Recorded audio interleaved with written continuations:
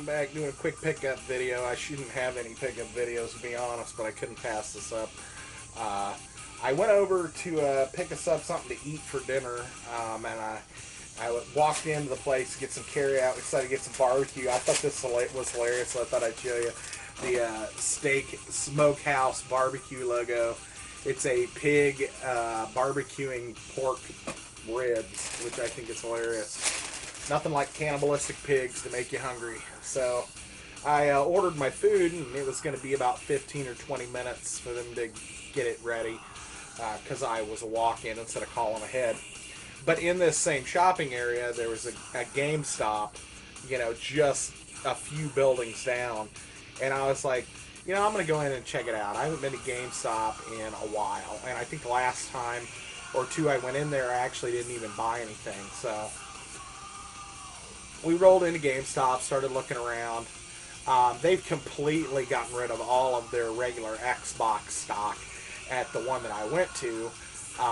They had some PS2 stock and some GameCube stock, and the rest of it was this gen. And I looked at the this gen stuff, and I decided to pass, just because I'm still trying to play my way through Alan Wake.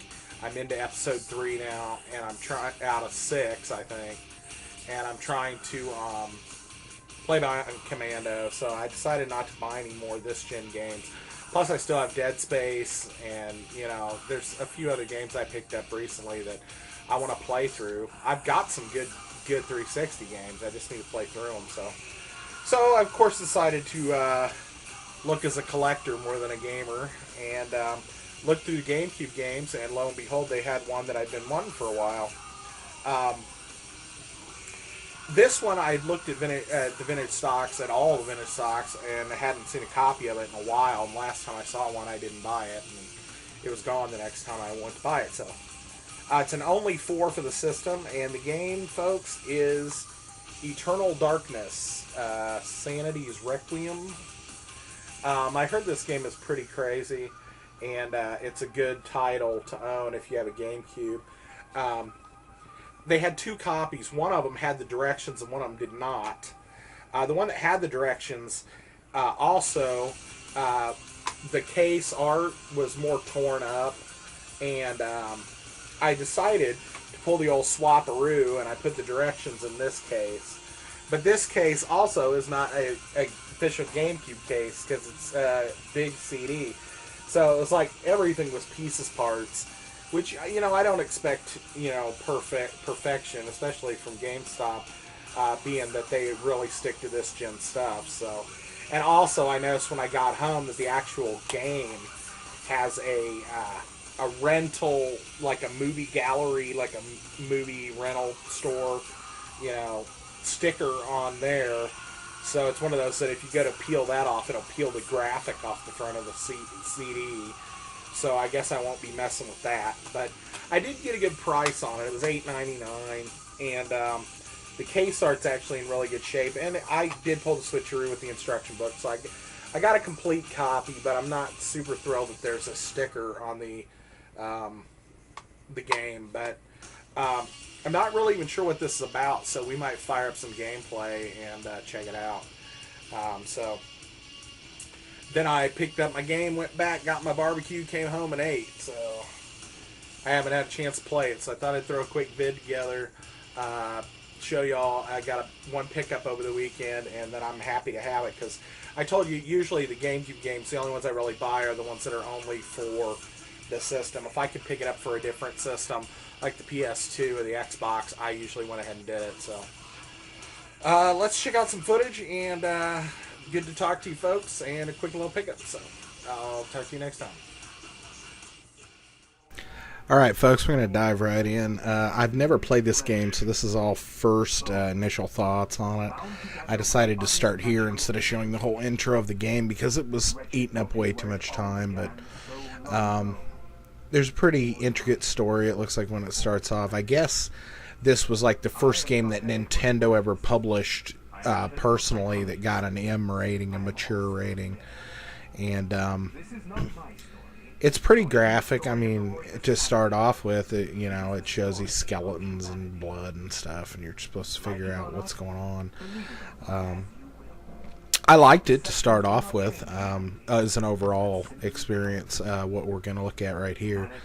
But, you know, I didn't know what to expect. I just heard it was pretty crazy, and there's some kind of sanity bar and or meter, and you know, so you know, I didn't even really get into the meat of the game in this, but I like a good story, but I like a lot of action too. I hate a lot of downtime, and sometimes a lot of this reading kills kills me because I just I do a lot of reading, you know, at work and stuff, and I just don't feel like reading a lot when I get home. I just want to hack and slash some stuff. But this part was pretty interesting starting off. I mean, because you basically are just put into it, and you immediately have a shotgun and like three like skeleton type of dudes coming at you. And I didn't know any of the buttons or anything, and I was just guessing, I was trying to find a run button. I finally found the run button. I figured out the shoot, which is pretty standard Resident Evil style. And that's a lot of how this game felt to me. Not a rip-off of Resident Evil, but it has all the earmarks of being that style of game, which Resident Evil kind of set the benchmark for, and I feel. And then games like Tomb Raider came along and stuff, but it's kind of the lockdown camera, you know, point and shoot, you know, suspense horror game, which I love those, so don't get me wrong, I think this will be right up my alley. But I was kind of bummed that ended so quickly, and then it was into another cutscene. These cutscenes are kind of the ones that are made with more game-friendly graphics. They're not as heavy into the cinematic graphics of you know, sometimes games would start off with a big cinematic, and then, you know, it'd cut into game cutscenes from then on, where the lip sync's kind of funky, and you know, it's basically using the game characters in the scene, which is fine. I'm cool with that too.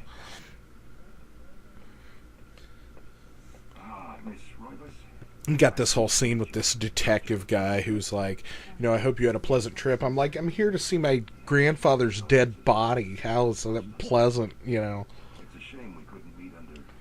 Yeah, and he's almost like flirting with your character, which is awesome. You know, she's rolling her eyes and shit. No, not indeed. Like I said, this was a rated M game, and I think it was Nintendo's first under their banner. Not that they hadn't licensed other games that were mature. I'd be curious to know what the first mature rated game for Nintendo was. If anybody knows, drop a comment. But you know, this was definitely the first one they personally put out. There's kind of a long intro. It kind of reminded me of Resident Evil at the beginning, when you're, you know, sitting there and talking to Wesker, and you know, you're waiting for everything to start, you know. And Barry's like, "Look over here, there's blood." You know, it's like, that's awesome. I love that stuff. "I'm going to examine this. Hope it's not Chris's blood." You know, I'm sorry, that has nothing to do with this game, but it just totally reminds me of playing these style of games. And they're still talking, folks, and I'm trying to fill air before we get to some gameplay. But I think he's saying something like they don't know why the grandfather was killed, no forced entry, but his head's gone. Nobody really knows what's going on. And she wants them to figure out who did it. He's like, I hope we can. You know, 2 weeks later, 2 days later, I don't know what it said. It was fuzzy. She's staying at the house, I guess. And, you know, here I'm trying to figure out what button makes the screen scroll. I'm trying all the buttons. I can't figure it out. I'm getting pissed. I'm like, I'm probably going to have to trim this down, but I'm too lazy to actually trim it. So, I finally found it. You know, so it's scrolling.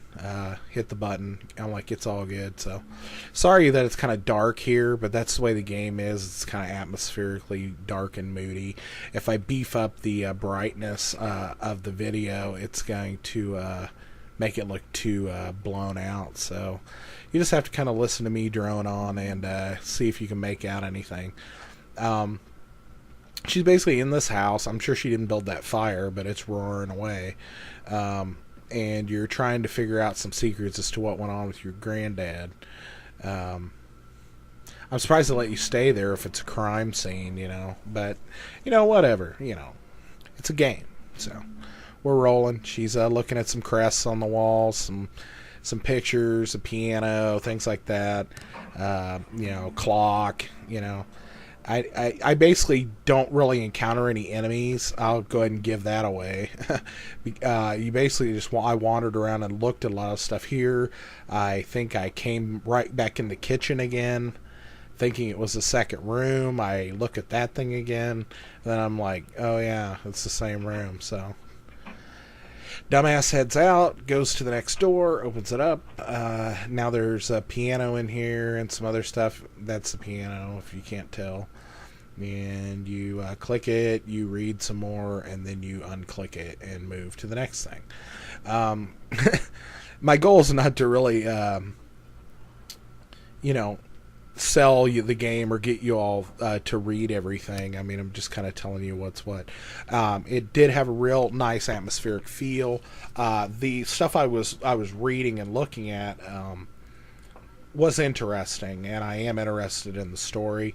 The controls are laid out pretty basic. Your run button's your left trigger.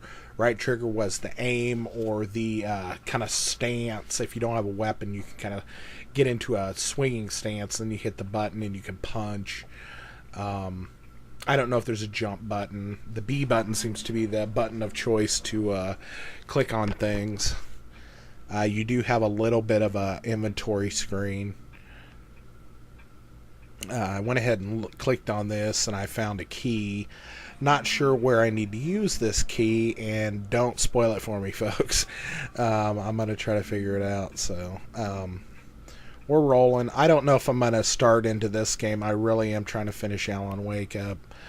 And I need to finish a game, for Christ's sake, because I haven't finished one in over a year, I don't think. So you should be with me, folks. You should be saying, finish Alan Wake, not play this. But this was really kind of engrossing, and it looks like it's going to be fun. So I'm running out of things to say, and I still have a minute left. So don't ask me why I'm showing you this much footage. I guess I just wanted you to kind of see the rooms that I was able to go in and what I was able to click on and not figure out how to get any farther. So I'm looking around. You're in his study. You're in his kitchen. You're in the piano room. You look at some pictures. You found that key. It says it's to a dresser, but I'm not sure. Most of the time dressers are in bedrooms, and I haven't ran into a bedroom yet. There's 2 locked doors I don't know how to get open. And, I was just kind of looking around. Nothing major. I'm sure I'll figure it out. And if I don't, there's always walkthroughs or asking you folks. So, I didn't know you were going to start playing this with this girl. Not that that's a bad thing. It's just the footage that I had seen in the little snippets I had seen of it. Yeah, it was some guy that was being played, and I think I thought that you were going to start playing with a guy, and that he was going to be, I don't know, because the voice when it starts off, it's like, I'm so and so, and I'm already dead. So I'm going to sign off, folks.